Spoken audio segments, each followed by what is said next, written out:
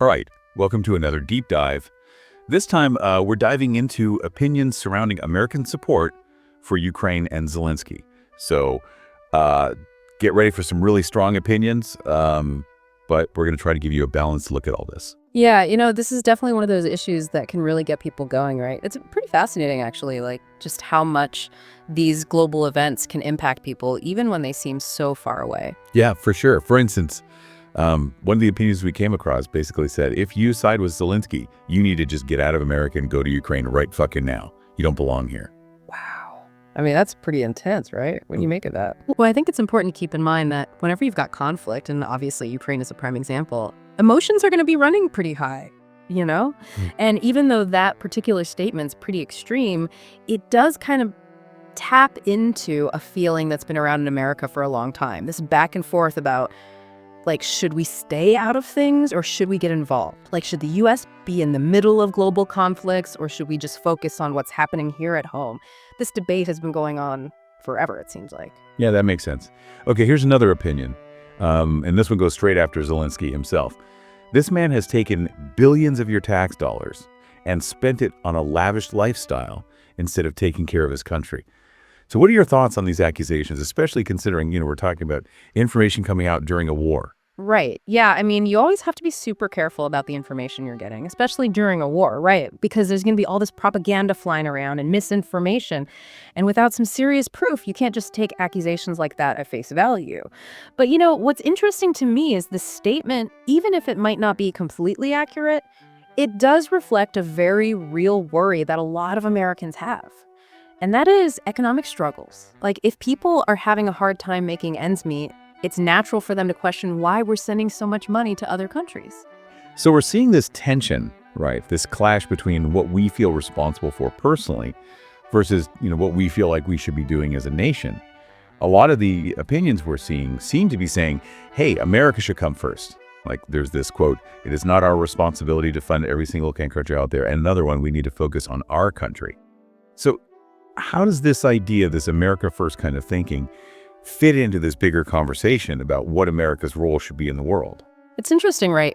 Those opinions, they reflect a way of seeing the world where national interests and self-reliance are super important, And it definitely leads to questions about just how involved the U.S. should be as a global power. Like, should we be stepping into conflicts, giving aid to other nations? Because this view often butts heads with the whole idea that we're all interconnected globally. What happens in one place can totally affect things somewhere else. So sometimes you need international cooperation and help. It's a complicated situation. Definitely. Okay, so obviously there's no easy solution here. And as we've seen, people have some strong feelings about it. What do you think about all the strong language being used? Yeah. Especially towards people who support Zelensky. It can get pretty aggressive, even profane. Yeah, it can. I mean, nobody likes hearing that kind of language, but you have to step back and realize it's usually coming from a place of really intense emotion. When people are afraid, angry, or feeling powerless, it can come out in ways they wouldn't normally express themselves. So in a weird way, all that raw language just shows how deeply this conflict is affecting people, even if they're thousands of miles away. It's kind of like we're seeing this internal struggle playing out, right? This whole thing about balancing what's best for Americans here at home versus, helping out other countries, especially when there's a war going on. Yeah, absolutely. And you really see that tension when you look at all the opinions about the financial aid the U.S. is giving to Ukraine. A lot of people in America are struggling, prices are up, and it's only natural for them to wonder why we're sending billions of dollars overseas, when things are tough here. Yeah, and some of the opinions definitely reflect that. Like one said, it is not our responsibility to fund every single country out there. We need to focus on our country. I mean, it's blunt, but you can't deny that it gets right to the heart of the matter. Yeah, for sure. It really highlights this challenge, like when you're making decisions about foreign policy, how do you balance what your own citizens need with global responsibilities? And then there's the whole thing about potential consequences down the road. Yeah. It's tough. There's rarely a simple answer that everyone's going to agree on. And we can't forget, there's the other side of this whole debate too, right? Yeah. We saw opinions that said supporting Ukraine is actually in America's best interest, even if it means spending a lot of money. Oh, absolutely. And that viewpoint usually emphasizes how interconnected global security really is. The argument is that if the US supports Ukraine, it's kind of like we're helping to keep Russia in check, right? And that could prevent things from spiraling out of control globally, which could ultimately, circle back and affect America's interests. So it's more of a proactive approach to national security, instead of waiting for something bad to happen and then reacting. So it comes down to this question, right? Should the U.S. prioritize what's happening here and now, or focus on potential threats that might be brewing out there in the world? It's easy to see why this becomes such a divisive issue. There are strong arguments on both sides. Yeah, for sure. And it's also important to remember that a lot of these opinions about the conflict are shaped by how people interpret the information they're getting. We saw that in some of the more heated opinions aimed at Zelensky, where people were making accusations about his character, and how he's leading the country. That's right. And it's crucial to remember that information can be manipulated, especially during wartime. Propaganda and misinformation can really sway public opinion. So how can we, as people who are trying to make sense of this, how can we be smarter about the information we're consuming? How do we avoid getting caught up in all these biased narratives? That's such an important skill. And it's even harder these days, right? Because information, good or bad, spreads so fast. One thing I think helps is to get your information from a bunch of different sources. Don't just stick to social media or news outlets that are known for leaning one way or the other. Look for reputable journalists, experts on international relations, and even try to find firsthand accounts from people who are directly impacted by the conflict. So we're talking about making a real effort to get a balanced view, right? Yeah. Instead of just passively accepting whatever pops up on our phones. Exactly. It's about being proactive. And it's also about being willing to challenge your own assumptions. Ask yourself, why do I believe this? Where am I getting my information from? Am I even open to hearing other points of view? Those are the kinds of questions that can help us avoid getting trapped in those echo chambers and start to develop a more well-rounded perspective.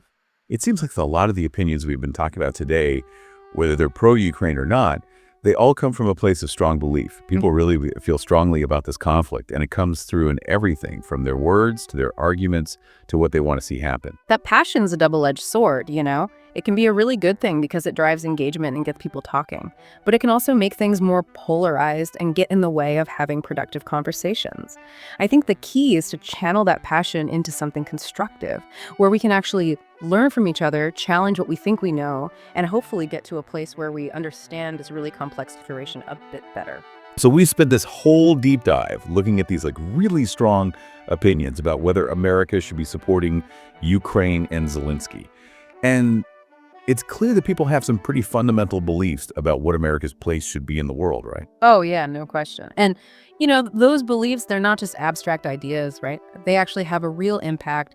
They shape how people talk about this stuff, but they also influence the decisions that get made, at the policy level. And that ends up affecting what a country actually does on the global stage. So what you're saying is all these individual opinions we've been talking about, they actually add up to something much bigger. Yeah, exactly. They all feed into this collective national consciousness, and that consciousness ends up influencing everything from who gets elected to how we approach foreign policy. I think it's pretty amazing when you think about it.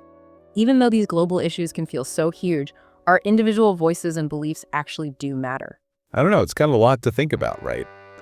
It's easy to feel like your own opinion just gets lost in the noise, especially with an issue like this, where things are so polarized and complicated. Yeah, I get that. But I think it's important to remember that change, real change, often starts with individuals, It's about being willing to have these tough conversations, to think things through carefully, and to recognize that what we say and do actually has power. Okay, but how do we actually bridge these divides? I mean, we've seen how much people disagree, how heated things can get. Is it even possible to have productive conversations about this stuff? Well, one thing that might help is to kind of shift our focus a little. Instead of going into a conversation thinking, okay, I'm going to change this person's mind, maybe try to approach it from a place of understanding. Instead of immediately shutting down someone's viewpoint, try to figure out where they're coming from. Ask yourself, what experiences have they had? What values do they hold that might be shaping their beliefs? What are they worried about? If we can do that, it creates more space for empathy, and that can lead to a much more meaningful conversation. So you're saying focus on the why behind their beliefs, not just the what. Yeah, exactly. And when we come into these conversations with genuine curiosity, it's amazing what can happen, We might not end up agreeing on the solution, but at least we can start to understand each other's perspectives a little better, and that can lead to a much more nuanced understanding of the whole issue. That makes a lot of sense. But what about when people use really aggressive language or even like dehumanizing language? How are you supposed to deal with that? That's tough, for sure. And honestly, sometimes the best thing to do is just walk away. If someone's not willing to be respectful, you don't have to engage with that. But if you do decide to stick with the conversation, try to keep the focus on the argument itself, not the person making it. So challenge the idea, not the person. Exactly. And remember, the goal isn't always to get someone to change their mind completely. Sometimes the best outcome is just gaining a deeper understanding of the issue, and of all the different perspectives people have. I feel like this deep dive has really shown us just how complicated this conflict is. And the reactions it triggers, wow, we covered a lot, but it also feels like we're just scratching the surface, Yeah, that's kind of how deep dives work, right? They tend to spark more questions than answers. But that's not a bad thing. It means we're really digging into the material, thinking critically, and expanding our understanding of the world. So as we wrap up, what's the one thing you hope our listeners will take away from this conversation? I hope they'll remember that even though these global issues can feel huge and overwhelming, they're actually shaped by individual perspectives and actions. Like, your voice matters, what you think matters. And being willing to have thoughtful, respectful conversations, even when you disagree, that can actually make a difference. It's good to be reminded that even though the world feels pretty divided these days, we're all in this together, right? Trying to navigate these complex problems and figure out how to move forward. And maybe, just maybe, if we can actually listen to each other, try to understand each other, we can find a way to do that together. Thanks for joining us on this deep dive, everyone.